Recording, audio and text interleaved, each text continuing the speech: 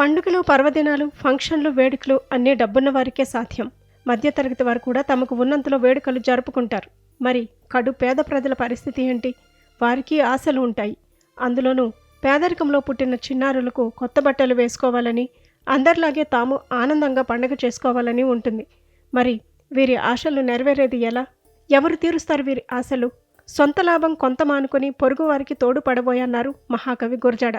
సరిగ్గా అలానే చేశారు తణుకులోని ఓ షాపింగ్ మాల్ యాజమాన్యం. క్రిస్మస్ పండుగ సమయంలో శాంతాక్లాజ్ వచ్చి బోలెడు బహుమతులు ఇస్తాడని చెబుతారు. అది ఎంతవరకు నిజమనేది పక్కన పెడితే, పశ్చిమ గోదావరి జిల్లా తణుకులో మురికివాడలో నివసించే చిన్నారులకు క్రిస్మస్ వేళ ఊహించని విధంగా కొత్త బట్టలు లభించాయి. అవి చూసి ఆ చిన్నారులు ఎంతో ఆనందంతో పొంగిపోయారు. ఓ షాపింగ్ మాల్లో తమకు ఇష్టమైన దుస్తులు ఎంచుకొని ఆనందంగా తమ వెంట తీసుకెళ్లారు. ఇదంతా ఆ షాపింగ్ మాల్ నిర్వాహకుల పెద్ద మనసు. తణుకులోని ఆ షాపింగ్ మాల్ యాజమాన్యం మానవత్వం చాటుకుంది. పేద పిల్లలకు తమ షాపింగ్ మాల్ నుంచి కొత్త బట్టలు ఉచితంగా పంచింది. పండుగలు ఏవైనా మధ్యతరగతి, ఉన్నతి వర్గాలు తమ తమ స్థాయిల్లో వేడుకలు జరుపుకుంటారు.